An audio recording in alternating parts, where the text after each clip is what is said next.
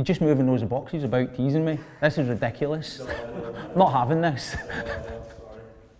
My name's Nick Glicken. I've got a little bit of a, people might say, an obsession, but in particular with one shoe, the Air Max 3. I'm kind of more familiar with it as the Air Max 90 because I never got my hands on it when it was originally the Air Max 3.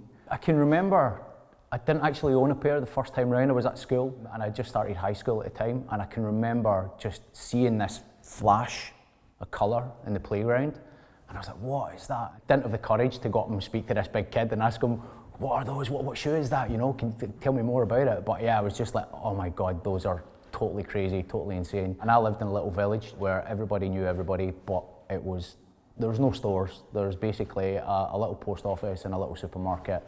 And if you wanted anything, you had to go into the city centre, into Glasgow, and that was like a special occasion if you got to go into the city centre.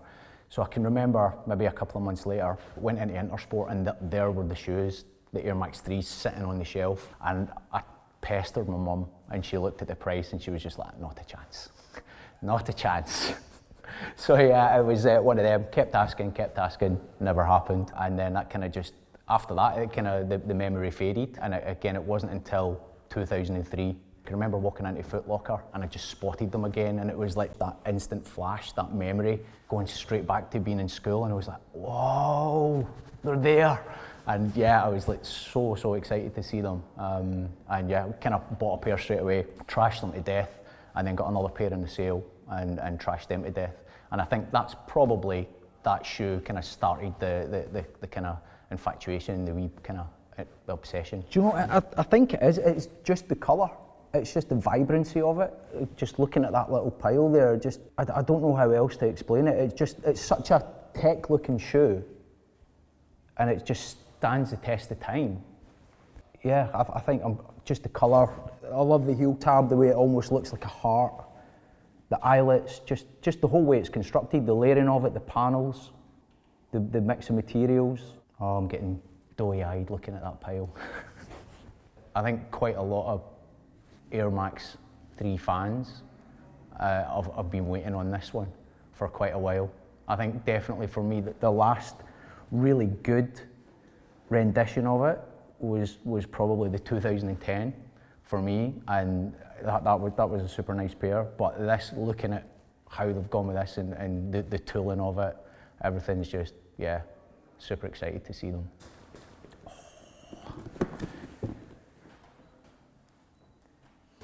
Oh, look at the colour on that. Oh, yes.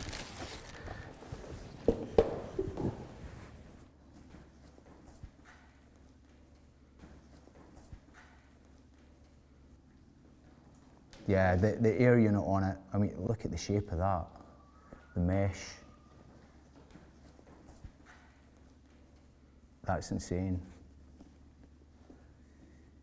The air unit is just, the way they've kept the white border, and I think I geeked out a wee bit when I got the laser blues as well, and I actually got a measuring tape and I measured the air unit, and I'm sure it's 2 millimeters taller. Or they've exposed it a little bit more. So yeah, to see it, it just makes the window look so much bigger.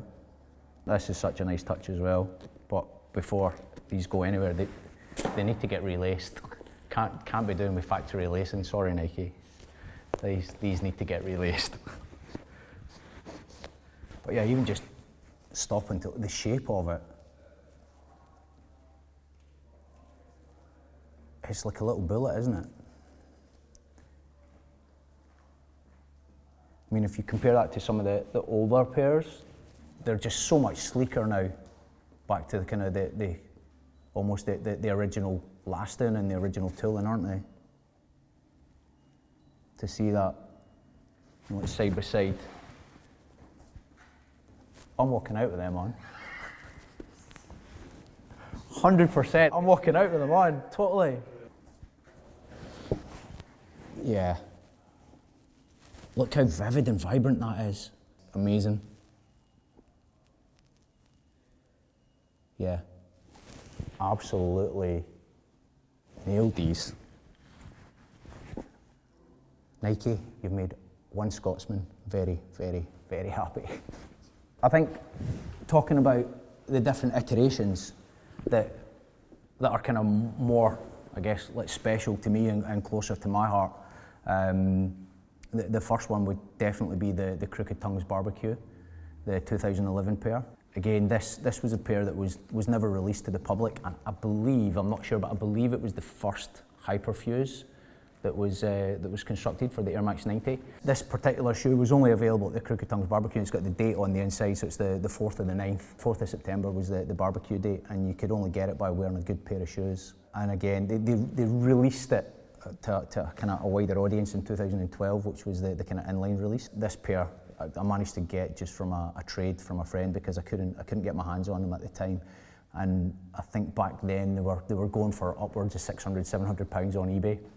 And I was just like, I can't pay that for a pair of shoes, no chance.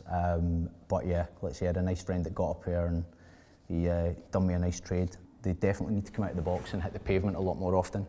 But yeah, so Crooked Tongues are probably my favourite all-time variation of the non-original construction methods. After that, I would probably say that it would have to be looking at them here, so the Ostrich, the premium pair. When these first came out in 2008, I actually didn't like them at all. I thought, well, I hadn't actually seen them in hand, and I just saw the original press images, and I just thought they looked a bit too plasticky. So they'd sold out, I'd missed them, and I wasn't too fussed about them until my friend actually was like, oh, yo, did you get them? I was like, no, I wasn't too keen. They just looked a bit cheap in the images. And then he showed me them, and I was like, oh, that was a mistake. I was like, I've missed these. But I managed to get them a year later, like 2009. So I've still to wear these, and again, it's another pair that I like too much to wear, and I don't know why I do it. I need to wear them, definitely. The only other one, as far as variations go, that from the non-original construction, would probably be the Flyknits. And even though the tooling, I'm not a mad fan, not a huge fan of the Ultra tooling, but the fact that it was Flyknit, and I love Flyknit construction. They're just super light, so nice, so comfortable to wear. Great summer shoe, kicking about. They're always in my bag when I'm going on holiday, always. These little things. Now, while my kids are still reliant on me making decisions for them, they will wear Air Max 90s. As soon as they can make their own decisions, they can choose their own shoes. But these were my little baby boy and my little baby girl. These were their first pair of Air Max 90s. And because they were so small, and that both my boy and girl have actually worn these, but they look brand new because they were just sitting in their pushchair at the time because they're too young for their feet to hit concrete. So yeah, these are pretty close to my heart. Again, just because it was my kids' first ever pair. Yeah, these are nice to have. When a new shoe comes out, I'll kind of buy a few different sizes for them to grow into. So yeah, these sit in my little office now, sit on the shelf as a nice little reminder. Incidentally, my children are the only people that I don't get upset at when they stand on my trainers. Everybody else is like, it's one of those shoes that even when it's beat, the Air Max 90, it still looks good. I mean, other people might be watching this and slightly disagree with me, but yeah, these are now my grass cutting shoes, or lawn mowing, whatever you want to call it. It's the only shoe that I want to cut my grass in. As soon as they become too beat to actually wear, it's like, I still want to wear them, but where? And you're like, I don't know, cut the grass in these. Yeah, these always close to the back door on the shoe rack, jumping out, cut the grass, kick a ball in the back garden with the kids. These are the shoes that do it. Oh, I love them. It is. It's a bizarre thing. It's going back to being at school. It's being that kid. It's having that connection and then just having that instant memory. Or your mum chasing you about the house with a slipper when you keep asking her for it. Don't ask again.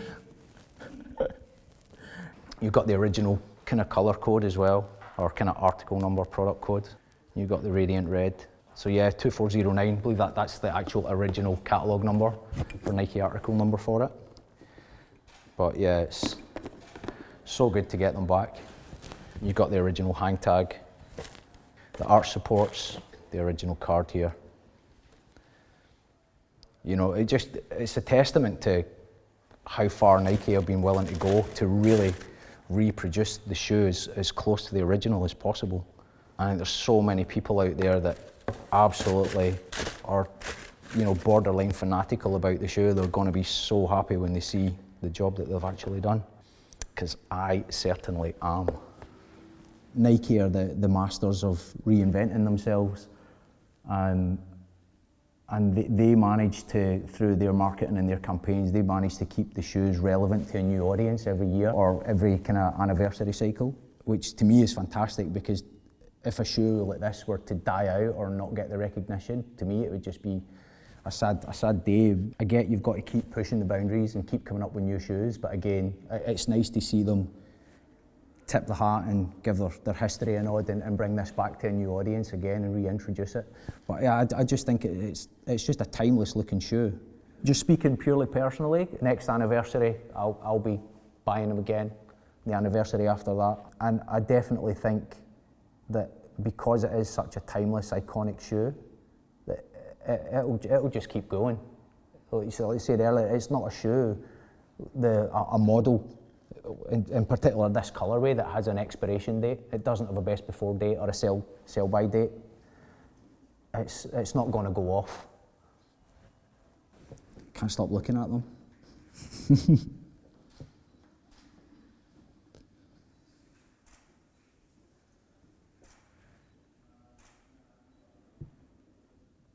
Yeah.